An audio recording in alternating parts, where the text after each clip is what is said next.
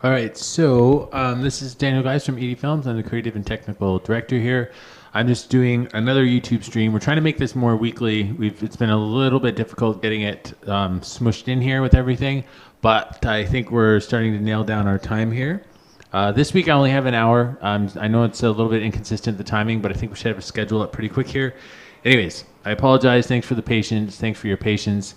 There's been a lot of shifts and changes, so it's great. So, anyways, I didn't want to spend too long getting into what I've been working on, but we've been doing a painting over on Twitch for a background for a film project that we're doing. And what I've been doing is making a whole ton of brushes. So I'm making all these little brushes that we can use to help paint the environment for a specific scene. I'll just pull it open. It's using a character scene that we put together. A character that we put together in After Effects. I think if any of you have been following some of our stuff, you've probably seen it. It's this little walkie-talkie guy, and he's a pretty dynamic rig that's in After Effects. So now we're just setting up the scene, and largely also have been focusing on making a whole bunch of brushes.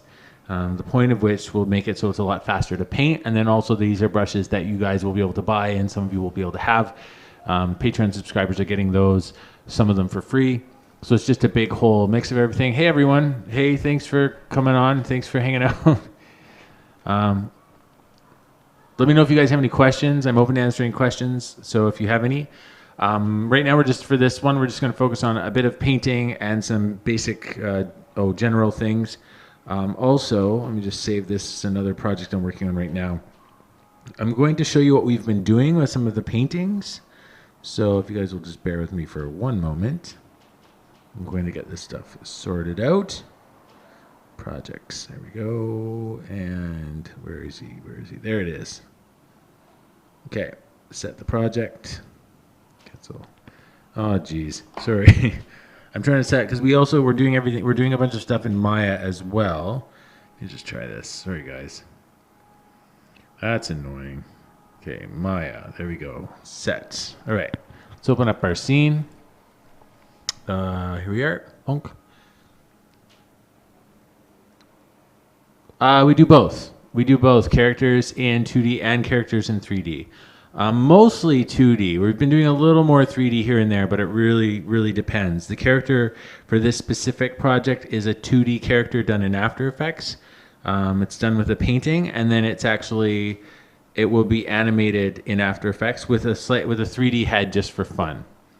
So if you want me to pull open, I can pull open that character if you want. I haven't opened it in a little while. I'm not sure if it's going to bug out with my updated After Effects, but I can pull it open and you can see while we're working on this other stuff, just in case you have questions. So one of the things we're doing is I'm making some background pieces, and then we're taking those background pieces and we're bringing them into Maya and doing some really simple sculpting on them in order to make the paintings a little bit more dimensional.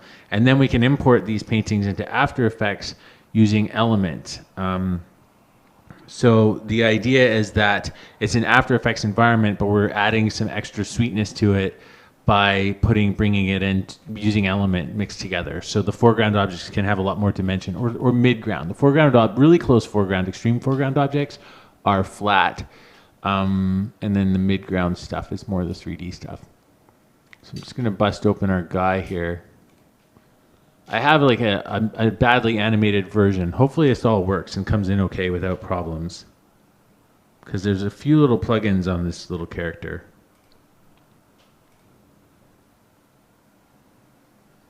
Did I work on Flash to animate? Yeah, I've worked on Flash, but not recently. I used to work with Flash a long time ago. I haven't used it. Some people really love it. I think it's definitely for more of a linear animation workflow, more traditional workflow. So if you're really good at more drawing type stuff, that is definitely one good way to go. Here's the character. I was just doing some really rough tests with the character, but there's the character sitting. I just was posing. I had to pose the character so that the cloth stuff wouldn't freak out. But actually, I'll open another one where he's not animated, so you can actually see him. It's been a while, actually, since I opened this guy, because we've been taking so long to get everything rigged up or put together. But this is basically the rig And then we used, I used the Duick and then Duggar, or I don't know how to say this one at all. I don't know how this one's pronounced. To actually organize the selection groups. So I have we have custom controllers and things. So there's custom visible controls and stuff like that. But this character also has a bunch of cloth on him, and I think I've got the cloth visibility turned off for the moment. I was doing that in here somewhere. He also has cloth on. Let me just see here, make sure. I kind of forget how to use this. It's been so long. So we'll just turn these on. Hopefully that works. It's kind of weird. I don't remember how to do this at the moment. Okay, there's the shadows.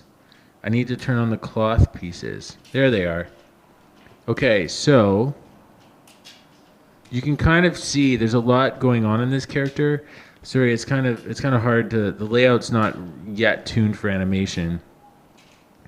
But this character, I've demoed him a little bit before, but basically he's pretty simple. He's going to be pretty simple, or it's going to be pretty simple to animate. There's a lot about this character that just kind of takes care of itself, as you'll see in a second. So this is I guess I would call it a 2.5D character with a 3D head. The 3D head is done using Element. We have a little video that I did on how to do this. It's rendering right now. It's a little bit slow because there's a whole bunch of light and shadows and stuff like that. And all the shadow layers and things like that are just tricks. They're not actually anything. They're no 3D or anything like that. The only 3D thing is the top of the head, the main headpiece. So we built a little head rig, and then this character ultimately will be a 2.5D character. So nothing, it's kind of a crazy rig. Eventually what we'll be doing is we'll be posting this on the storefront for people to download and play with it, although it does require the Element 3D plugin. So right now you can just see he's sort of, even with his head moving, his whole body moves. It wasn't a gear update, really. I fixed some of my sound settings and things like that.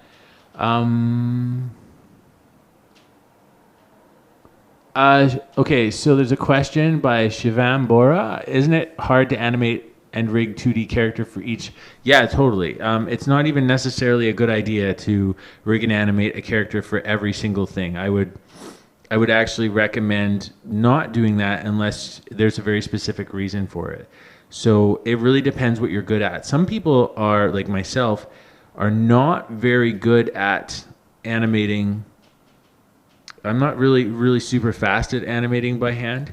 So it is helpful for me to be able to rig things up. I'm a little bit more from a 3D background, but I really like the quality of illustration. So just all that, with that in mind, it sometimes makes it a much better fit for me to do animation that way. But it's not specifically, one is not necessarily faster than the other.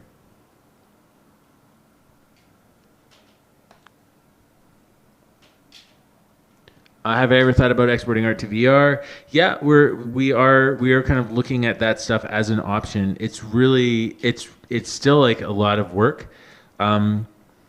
One thing I'm trying to see is if there's possibly like a 2.5D version of VR that we could do.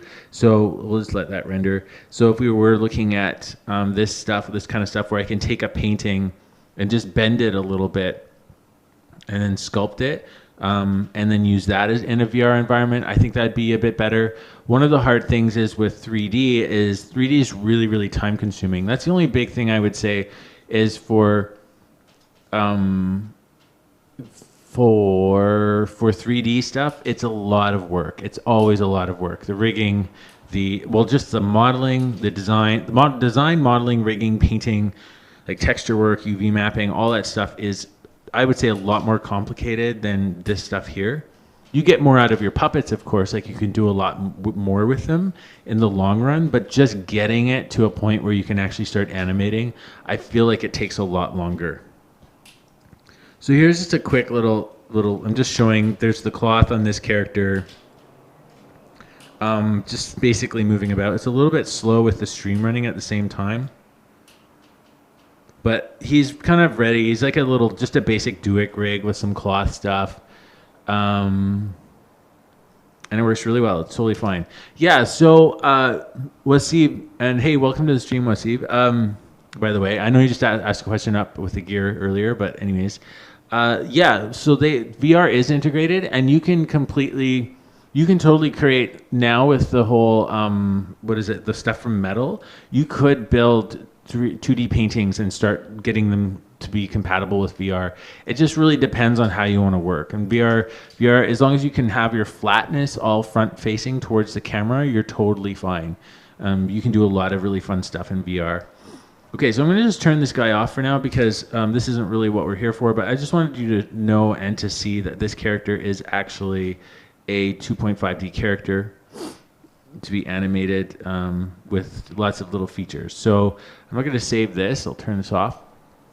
And we're just going to start doing some paintings. And I did want to address a certain issue I was having. So I've made a whole bunch of these rock brushes that I was using. And one of the things I found with them is when I was painting background pieces here, they weren't working very well. And they were causing me a lot of grief. Like I wasn't getting a good look out of them, and I realized it's because they're really quite solid and dark.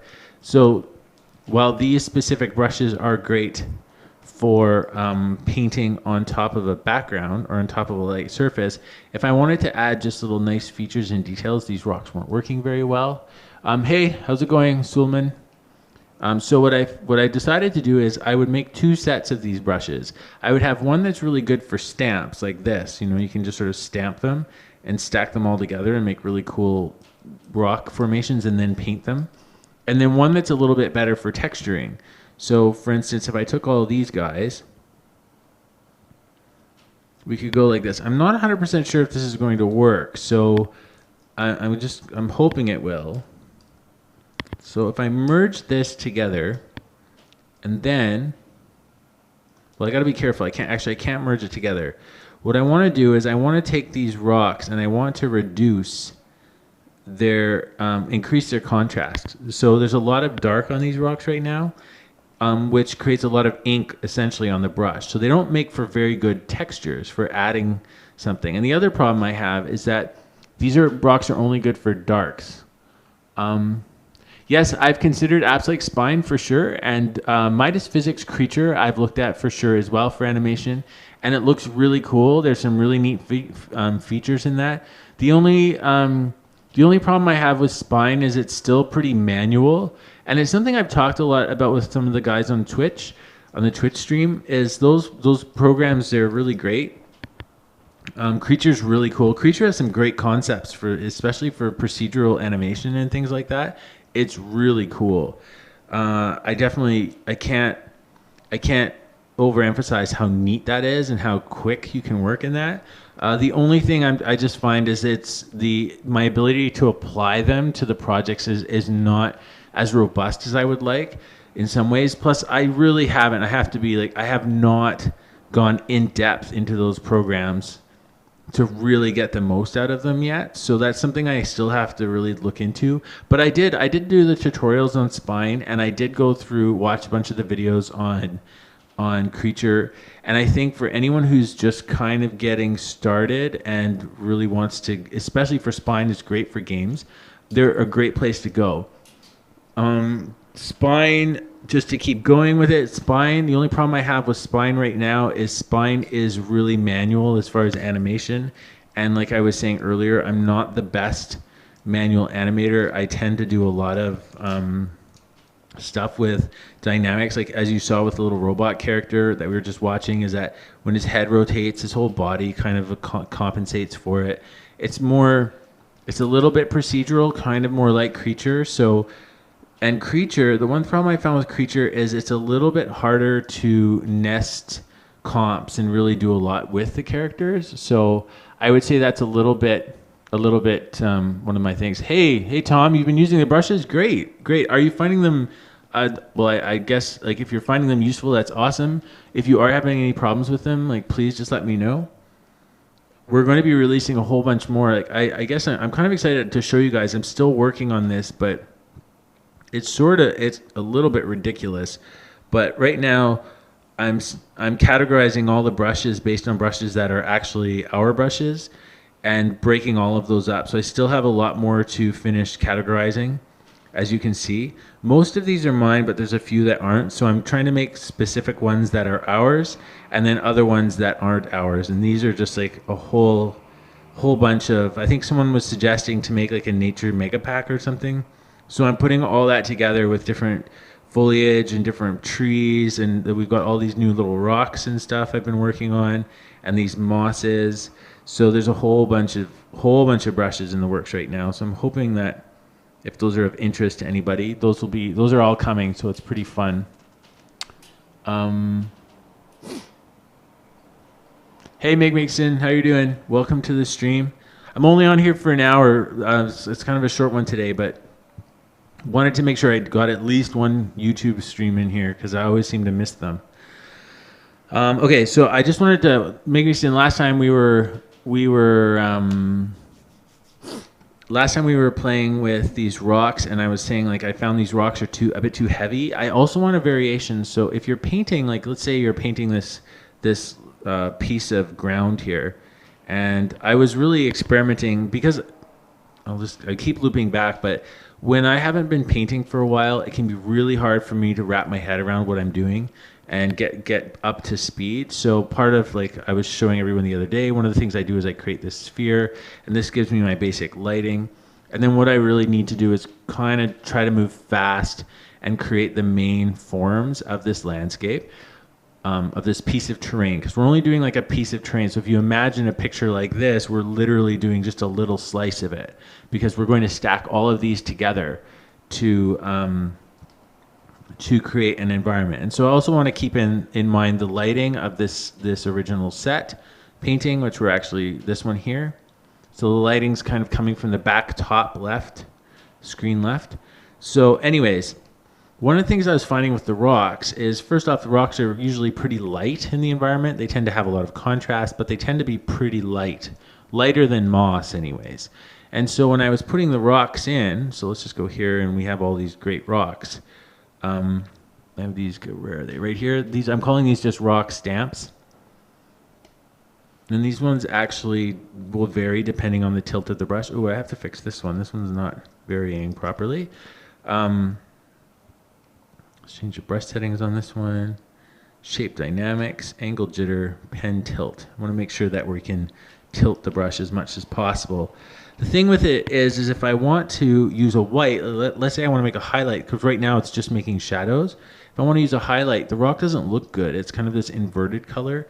So I also want to make one where I can just use it for highlights. So these are fine if I want to make like really specifically dark rocks. And if I go in here like this, and then I can use an eraser. I could use an eraser like this and make plant shapes on it. But mostly what I want to do here is I want to grab I have a textured eraser that I use, and then just pull this off. So that's good for like a nice, like a solid dark. And so I can come back in here and then paint underneath a nice bright color. So if I put this bright, or a value anyways, I'm not painting in color just yet, but if I come in and brighten this up, it'll look more like a rock. But I also might want to do the opposite of like be able to just drop rocks in without thinking about it so much. So what I was going to do is do an inverted one as well. So let's just get rid of that. Cool. And so that being said, I want to add some rocks here. I just have to fix this one brush. I just broke the tilt again. I need the angle jitter for the tilt because I tend to use my pen tilt to position the rock. So I need to save that brush. We'll call it. They're kind of out of order, rocks. 9. We'll get rid of this one that doesn't work. Bonk. There. Okay. Who the question? Hey, Siobhan Bora. Hey, welcome to the stream. From says Rock Randy, you work from. Does ED Films provide internships to students or can? No, it's not off topic at all. We do have sometimes have internships. We haven't done as much lately as we've been gearing up for some new projects. But we do internships with people. We're really not that big though. We're super tiny. So there's right now there's only 5 of us in the studio. So we have brought in a couple of interns in the past. We just tend not to do too many because we're just not that big. So it's a little bit hard for us to manage manage people and give them enough work to do. But it is something we're constantly looking at. But yeah, but always, like, if you are interested in internships or interested in coming to work with us, send your resumes to info@edfilms.com and send your requests for internships, because we're always, right there. We're always looking, but I can't guarantee. It's like things move slow around here because we're so little. So as we gear up for projects, we look for people, and then we always keep people in mind. But don't be afraid to send your CVs and demo reels and stuff over and over again, because sometimes you get lost in all this stuff. Just be persistent, and we will constantly. We're always looking at some point, but we are slow, so it's not going to happen right away, and may never happen. But like I said, we're pretty slow, so just keep trying. The rock brushes, they kind of have shadows, but not really. The rocks themselves they're sort of, I would call, like ambient lighting. So it'd be like if you're in a 3D program and you put on ambient shading. So if you look at these guys, for instance, well, it might be hard to tell. Let's just turn off textures. If we were to put on ambient shading like this, it's a little hard to see, but you'll see these sort of contact shadows where things get in close proximity, you start getting shadows. That tends to be what I'm trying to paint. A little less so directional lighting, and more just a general ambient shade that helps break up the structure, the rock, a little bit, if that makes sense. So the point is that you could use them from any angle and then just kind of just paint on top. And hey, Shivam, no problem. And like, seriously, just feel free to send your stuff in. And like I said, I can't guarantee that we'll take anyone, but you might hit a good time when we're looking for people. Okay, so what I'm going to do here is I want to duplicate this layer. I want to create an inverse brush so that my ink is on my light spots and not my dark spots. And then I want to take this and we'll just turn it. I don't know, I'm not quite sure how this works, because inks in Photoshop are applied on the darks, right? So I'm not really sure if I want to. If I do this and let's say she'll just crank this up. Let's just see what happens. So for these brushes, I want them just to be the rock highlights. So if we go like this, and we'll just test a couple. I don't want too much detail. I want them to just kind of be the main highlights. Yeah, perfect. Send them in. All right, so now what I've done is I've brightened it up. And then I'm just going to grab, let's grab a better rock. This one's probably one of my favorites. So I'll grab this one. And then I'll go edit. And maybe we'll go into the rock stamps, make sure they're edit. And I will go define brush preset. Oh no, it grabbed the whole thing. So I need to reselect around here because I don't want to grab all of them. I just want to grab that one. Edit, define brush preset. Okay, so let's see how this one looks. So it does look like we did the right thing. It looks like there we go. We have just the light. So it's a little weird. It looks a little weird right now. If we were to invert, let's go back here and we'll see how this looks. So this is more, the idea here is if we wanted to paint lighter rocks, like have the rocks dappled throughout the scene. So we put that in, and then we can just erase the bottom off, because clearly, obviously, we don't really want the bottom having a bunch of light on it. So this is probably better if we were going to have a whole bunch if we wanted to paint rocks that were just highlights inside the scene and then delete the bottoms. We could even make brushes where it's just the tops and the bottom, not the tops and the bottoms, but just the tops. So we're not actually having to paint them on and off like that. I guess that could be one way. Oh, yeah, there's a lot of people from India. Well, welcome. That's awesome. Also, I'm pretty sure that India, the animation industry is booming out there. Like a lot of people learning animation. So it's actually really exciting. It's an exciting time. Welcome to the stream. It's great that there's such an international community and so many people learning animation all over the world. Okay, so I'm going to do a size jitter on this, and we'll do a flip X and a flip Y. The only reason I'll do this is because if I want to have different variety, Like this will be of limited use. I'm just not sure at this point if I should be erasing the bottom of these brushes off. So if I just want them to be highlight brushes, maybe it's better if they don't have bottoms on them and they just have tops, and we sort of flip just from the X on the X-axis. Let's try that. Let's just take these brushes here, since these are our highlights and they're not actually meant to be just rocks. They're just meant more to be highlights. Maybe we can sort of separate them out. Well, that has a highlight there. Hang on. I know this is going to be a little bit weird. I've been making a lot of brushes lately, and I'm just in that mode, so I'm trying to embrace it. So we'll take this off. I just pressed Control-Shift-J, and that's allowed me to duplicate this rock off of itself.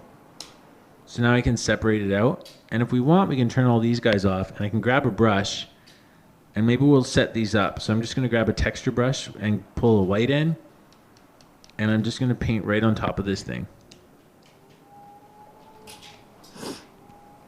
So by doing this, I'm creating like a new brush. I might just pull some details down a little bit.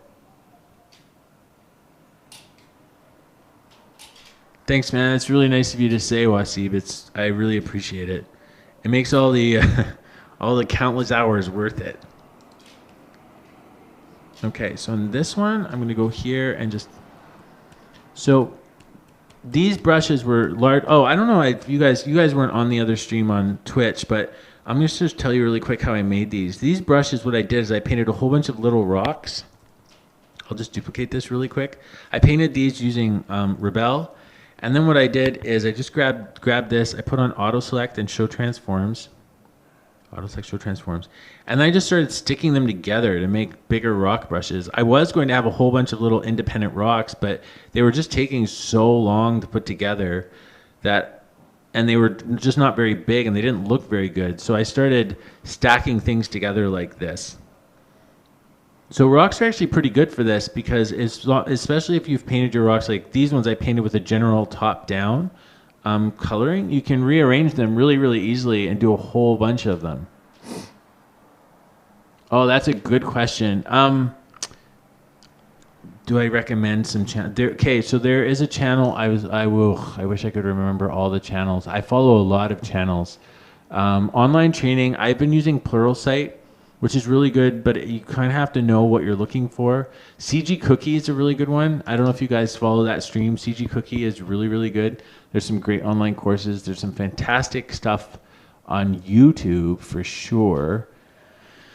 I'm just trying to remember. I have so many. I wish I could search through my subscriptions that I have based on topic, but I don't find that you can. There's a couple of ones. There's one I was just looking at today. I'm just going to see if I can grab my history and find out. There's a really great one that teaches you about, there's just, this one. Cynics, I think Cynics Design. I found there's some really good learning stuff here. I'll paste this in the stream. Hopefully this link shows up. I mean, I don't know if it will or not. Okay, so that one's a really good one for activities and assignments and that kind of stuff. Gives a nice little breakdowns. The person's very talented. It's just for like drawing and painting stuff. I definitely CG Cookie. If you're looking for like Blender type stuff, or no, is this Grayscale Gorilla is Blender or Cinema 4D? I can't remember. I think he's Cinema 4D. I don't use this guy a lot. However, very, very popular. Right here. Very, very popular and a very big channel. Oh, it's Cinema 4D. Sorry, I don't know why I forgot that. What is this? Another one here? I'm trying to find my top ones. They're just not organized. Oh, Bobby Chu's a really good one. So the school that Bobby Chu runs, what is it called?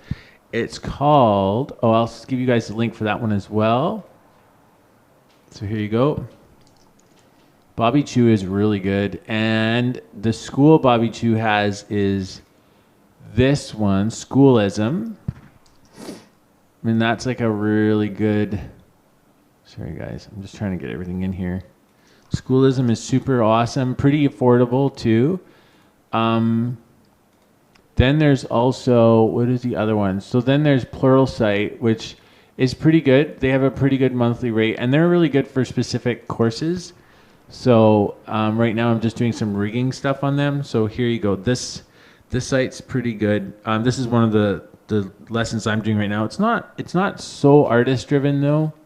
It's more technical driven from from what I've seen. But I think they have a ton of new tutorials too. Actually, yeah. So if we go into, let's see here, Creative Professional, you can really do a lot of stuff. I mean, it's got everything in it.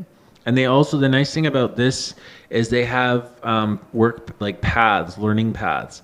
So you can go from different types of learning paths where you pick it. It will measure on what your skill set is, and then you can take a bunch of courses on it. So if we wanted to do, I've been doing obviously like Maya and stuff like that, but then they do have like After Effects ones or different Photoshop ones and things like that. But again, this one's more technical.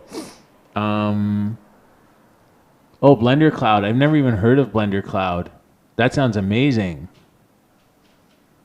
I should check that out. I've never looked at. Do you know the link to Blender Cloud, Tom? Or I'll just look it up right here. Blender Cloud. Is that a channel? Oh, here we are. This stuff is great. Yeah, you guys check this one out for sure too. I'm gonna put this one here. Blender's like a free 3D program. It's getting really good. It's getting super powerful. I would definitely encourage you to check that out. Here's another one. Now this school's a little more expensive. However, the stuff on their site is top notch. This is one of the best visual effects schools in the world. And they've had tutorials for forever. They've had tutorials forever, and they range from everything from like production to design, drawing, figure, anatomy workshops, which are really great. There's really not a better school for visual effects and this type of animation work. These guys are top notch. A lot of people from ILM teach here. They can be really sophisticated, but they can also be fairly simplistic. But they have a tendency to be a little bit higher end. But these are really amazing. I'm not sure what the cost is for them. I think you used to be able to buy DVDs from them, but now I think you basically do courses with them. So, and they have some pretty good painting tutorials too, which I've used several times. So that one's like more original painting, but there's also concept painting. Ugh, I find this menu drop down a little bit aggravating. Come on, man. Oh, jeez. I can't make the menu stay. Oh, there. It doesn't work so good with a brush. Or sorry, with a paint. But anyways, so there's another one. What is it? It's like concept art. There's one that's pretty good for concept art. Like Look Dev is cool. Anyways, I would check out these ones. This one's really cool, really cool. And then I think.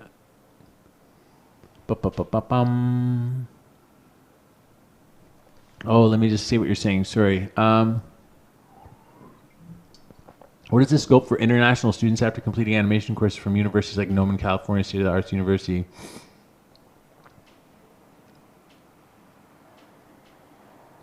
Yeah, it's a lot.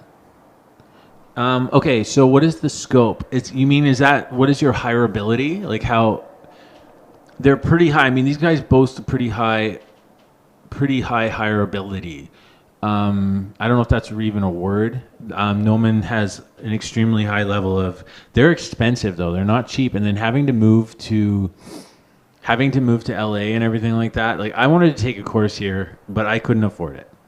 So that was a big limitation for me. Schoolism is a good option for. I mean, they have really cool courses, Schoolism, and they have some really good options. And I think I can't speak to everyone, but for us, when we're looking at hiring people, I don't look at where you went to school specifically. I just look at the work first. Schools next. This isn't a great course. This course here is with these guys. These are the guys that did. These guys. Some of these guys did the Dam Keeper. Anyways, the courses in this site are quite amazing. I would highly recommend them. I haven't managed to. They're $30 US a month, which I know can also be a lot, especially if you're in India. I am not quite sure what the conversion rate is, but they can be really expensive. You don't have to get the critiqued ones though. If you just do non-critiqued, but $30 a month is pretty good. I mean, especially for what you're going to be getting. They have a lot of painting, sculpting. Like, look at this digital painting. I did this one. Digital painting creatures looks fun. Painting with light. They have another one. The guys who did the Dam Keeper is really good. But anyways, the main thing I would recommend for you if you're looking at doing, you want to get work from doing online courses, I would say you do the online course. But if you do things like Video Copilot or anything like that, so let's say you do a tutorial and you copy the material really closely. If you're going to do that, don't put that on your demo reel. Try to do something that is different from the tutorial on your reel, because a lot of us who've been at this for a long time will recognize the Video Copilot tutorial. And the problem with doing just a tutorial is it doesn't show that you really, truly, fully understand the concept. If that makes sense. It means you're good at following steps. But a lot of people that are depends on the kind of studio you want to work for. But for us, when we're a smaller studio, I value people that have a few more skills. However, there's a lot of debate. I don't, at least for us, for a small studio, it's good to have lots of skills. If you're really good at one thing. If you're really good at one thing but can do a lot of different things as well, it's always a bonus. Being not good at being average at a whole bunch of things isn't going to make your reel shine, and you won't stand out. So if you find that you don't really pick up anything specifically easy and you have to put a lot of effort into something, I would say get really good at one thing and be really good at it. I'm more of a generalist all around, but I've been doing it for quite a long time, so I can afford to be more of a generalist because I'm not going to lose. Like, I still have room to learn and do work. I'm not losing work. I'm always working, so I have a bit of a different setup. But if you're going to go to school, in schools you generally try a lot of different things and then you focus, which is normal. But I'm just trying to make sure I'm answering your question well. If you do want to invest in a school, make sure you do your research. Make sure you know that it's worth your effort, because it is a lot of money. The industry is very competitive. You can make good money in it if you become a lead, but it can be a very exploitative industry. So a lot of people can get in the industry and really find that they're working crazy hours and they're not making lots of money. That can be definitely a problem. So it's a really tough call. It's a tough call. I never managed to afford going to school. It was always way out of my price range. I never managed to make it work. And now that you guys have so many online resources, it's a lot more positive and there's a lot more opportunity for you. But really, what it really comes down to for me when I'm looking for people to work with is they're real. And the other thing is group projects. I don't necessarily trust a group project. So like if you have a student film that you did and you worked with a whole big group of people, it's happened to me already a couple of times where I've brought somebody in who had a really strong student film. But then you find out, you get them to work on a project and you find out really quickly that they don't quite know what they're doing. And then you learn that they did a very small role in the student film. So that's also important, is credits are important. If you did a student film, make sure you get your credit in the film for the parts of the project that you did. That's also really important. Credit matters only that, like, I'll look at a reel, but if I don't know what you did on that project, it makes it a lot harder to hire somebody on that.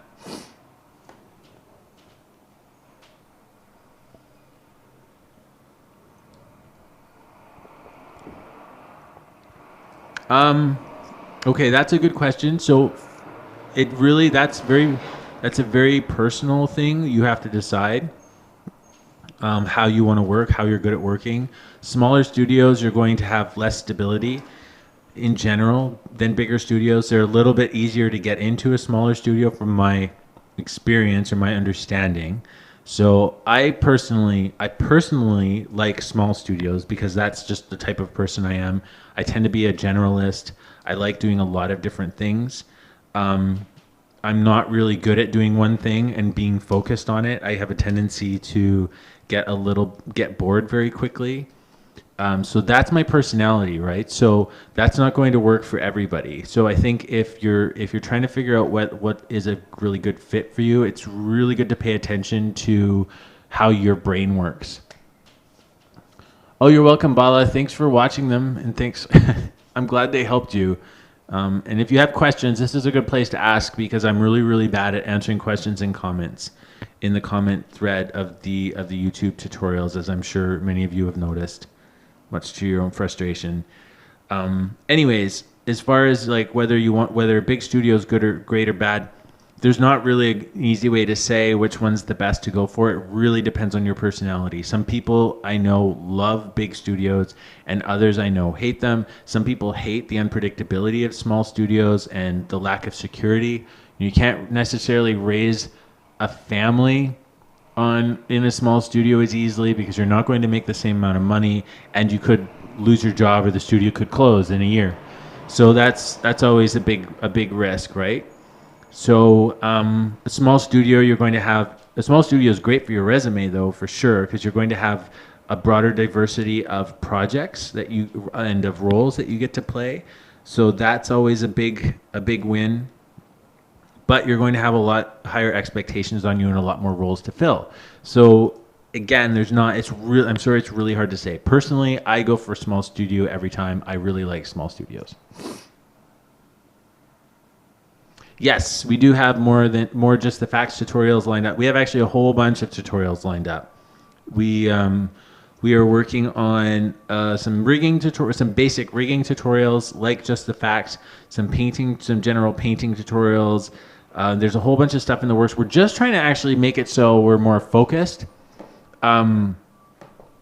Because I know that the tutorials have been really slow coming out. So what we had tried is we had tried a Patreon model to try to give us some leverage for some money coming in on the tutorials, which makes it easier for me to be able to basically afford to focus energy specifically on just tutorials. So that's something we've had some Patreon subscribers which are helping. So it's made it so we work every week a little bit on some tutorial stuff. The streams have been taking up a lot of energy, but the tutorials that we have lined up are just the facts. We have one I'm working on right now where Wasib helped us with the cloth thing, so that one's coming. That's been one in the works. We've had we're doing some little basic like 3D stuff, so where you take a drawing that you've done and you can model it in Blender or Maya really quickly. Like, I'm not a Blender guy, but the workflow is very, very simple, and it's the same over many projects. If you guys have specific requests on tutorials, whether you want some painting tutorials or more animation, I've been avoiding doing a lot of painting tutorials and stuff because I don't consider myself a really strong painter, and I know there's probably better tutorials out there. But also we're known more for our After Effects rigging stuff, which has been good, but there's also the landscape of rigging has changed quite a bit. So trying to stay on top of that, I've been learning and things like that, like getting joysticks and sliders and stuff, getting my head around that more. And so this project we've been doing at the Walkie Talkie Guy has been a little bit of an update for me, just to make sure I kind of know the latest and greatest stuff. So there are a bunch of things lined up. If you guys have any specific requests, we're more than happy to acknowledge that. So Eric has been the one who's been working on the just the facts ones, and he's one of our relatively new hires. He's just starting on Giant Bear more full time, so I'll be taking over what he left for tutorials. So there's a lot of stuff coming. We're just in that process of trying to focus them and get them all finished. It's been really difficult actually to get all the tutorial stuff we want to do out. So I really do appreciate that you guys have been so patient. I know that it's long and slow and frustrating to have to wait, but yeah, really working on that. And also, I guess I should ask you guys, do you, as far as streams go, Would you prefer, are streams preferable or tutorials preferable? I guess I feel like for me, tutorials are probably more preferable, but right now we're doing a lot of different streams.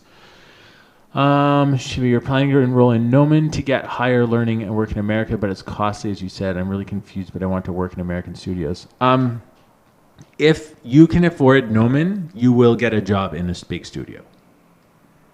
As long as you are good at what you do, well, not good. As long as you work hard and apply yourself, you will have a job in a big studio.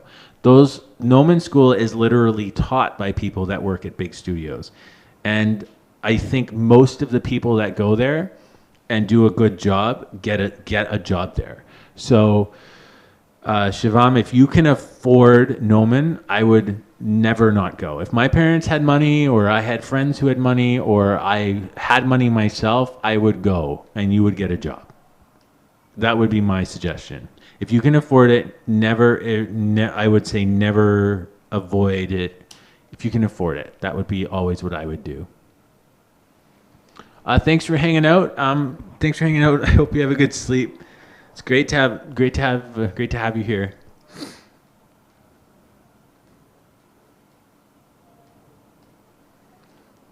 Actually, like as far as if you can go to a school and learn, and if you can afford a school, I would never turn that down. I think there's always a value there. The biggest thing I think you get from schools, and it's coming from someone like I never went to school, but I don't begrudge schools,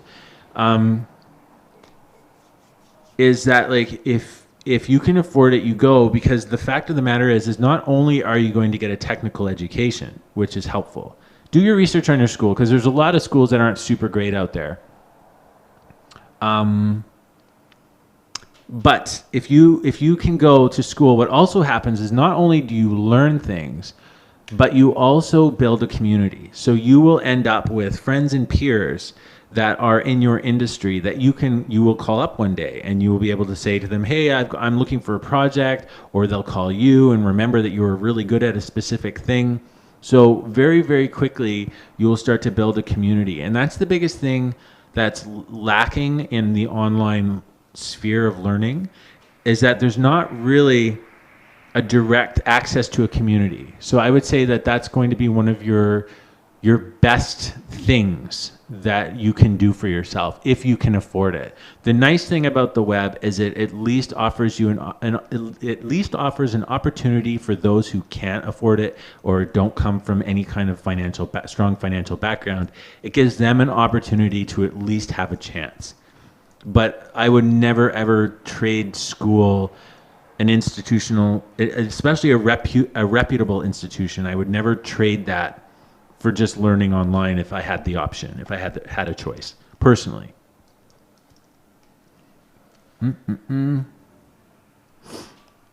So yeah, I hope that helps. And again, those are just my opinions. Like, you have to take everyone's advice there's a really interesting talk I watched on taking advice and giving advice, which is really, obviously, it's really important if you're going to be doing streams and stuff. You have to learn how to give and take advice. But really be careful when you're taking someone's advice. Really make sure there's no one is an exact authority on an industry. Anytime someone gives you advice, it is coming from a limited place of knowledge, because no one has the end all and be all understanding of the industry. So just always keep that in mind. Take advice lightly. Do your research. If it feels right for you, then it's probably more aligned with who you are, and maybe it applies. But just I would always hazard not to take advice at face value. Yeah. Anyways, so that's all. I'm just rambling on and chatting, but I hope that helps.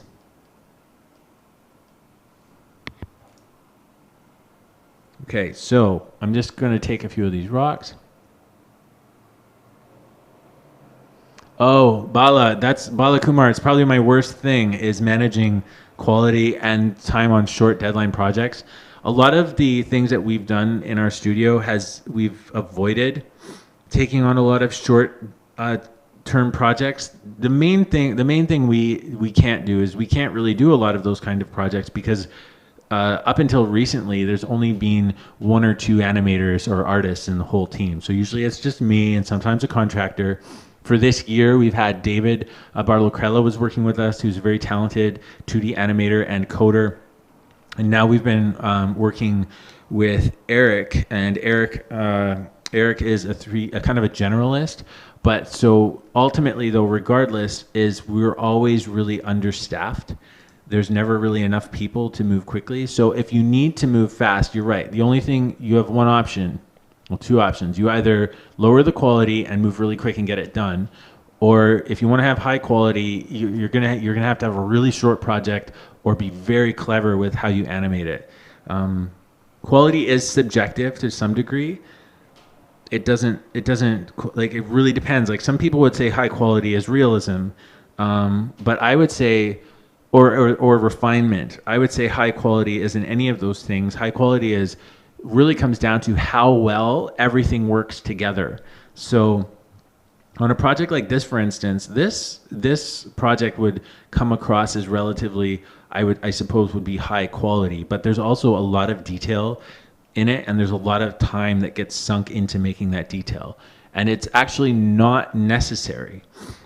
You could have a project that is just really simple shapes and really cool little cutouts. And let's say even the animation, if your animation wasn't super great, as long as it felt like that animation should look that way, then you're actually okay. So quality, high quality, I think that's why there's a tendency that when you're young or when you're just learning, your stuff tends to always look a little bit, it can be hit or miss unless you put a lot of time into it, because people that are really good at it and far better than me at this stuff, they can take something that's very simple and make something that looks very high quality, but do it really quickly. And that's because they know how to take stuff that isn't necessarily complicated or really hyper detailed, and they can really make it work, right? Because the other thing is if you focus on quality, and let's say your idea of quality is a lot of detail, well, one of the things you can run into is that as soon as you start doing high detailed paintings, high detailed backgrounds, high detailed characters, now your animation also has to be at that level. And if it isn't at that level, it's not going to look good. So high quality, when you're coming from, is subjective. And when you start doing it, one of the dangers you can run into is that quality becomes a burden, or that style becomes a burden. So I would say the key is style, and the quality comes in how well that style works and how consistent it is through the whole project. I hope that makes sense. I know I'm rambling a lot, but this one's not a good one. We don't want that one. Okay, so these ones are just my little rock accents that I'm going to be able to add in scenes. But in order to make them so they don't look so repetitive, I have to do some stuff to them. Just space them out, of course. And then I've been doing a lot of brushes, so I'm sorry for anyone who's been watching the streams a lot that there's been so many brush tutorials or videos. So I'm going to do a flip X jitter only, and that means I'll be able to stack these things up, and they won't look so much the same. But these aren't meant to be stacked. These are meant to be accents that are kind of dappled throughout the scene. And I will do a bit of an angle control just on the tilt. And I'll probably have to, because of the way the tilt works, I'll have to put them I have to find my comfortable pen angle and then make sure it's horizontal, because they're meant to be horizontal, but I might want to angle them a little bit now and then. So you can see the rocks are flipping every now and then, so that's kind of working.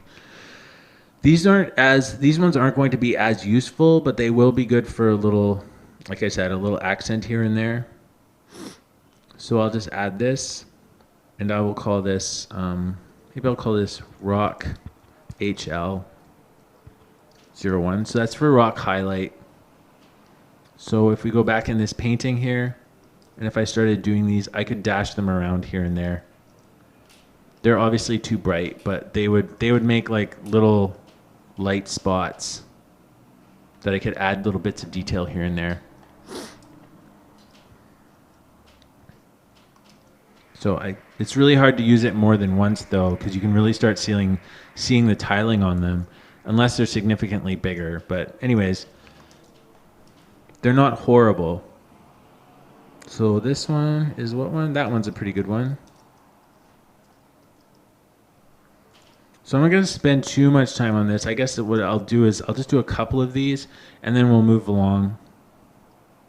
It's actually, I don't know if any of you guys know, but I was asking on the other stream if anyone knows of a way to apply your previous, like duplicate a brush and just change the tip.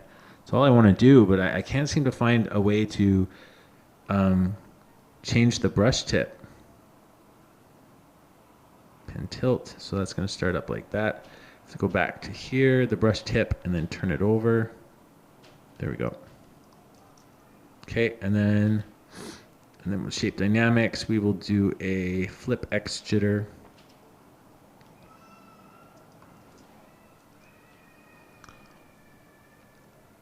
Does it have buttons, and do the buttons do anything while holding the modifier keys like Alt Shift and stuff like that? I'm using a Cintiq display, so I don't really use a lot of the modifiers. You could, for sure. You could use them to vary things and stuff. I tend just to like focus on my tilt and my opacity and stuff like that. I try to keep it as simple as possible. I guess we could use brush projection, which kind of does, if you turn off the angle thing, turn this off. It kind of, you need an art pen though for that to be really effective. It does sort of change the angle a bit, but if with the right pen, but not this one. Okay. Again, these, I don't know how useful these brushes are going to be, honestly. I typically don't like to, well, here, we'll put a roundness jitter on them too. I definitely don't like to give people brushes that I haven't run through a little bit and test and made sure that they're worth using, because it's also so small. If it was bigger, it's not so bad. But being really just highlight brushes, they're not something I'm going to use a lot. I'd probably just come in and do the odd one. Like that works pretty good. Maybe just tone it down a little bit.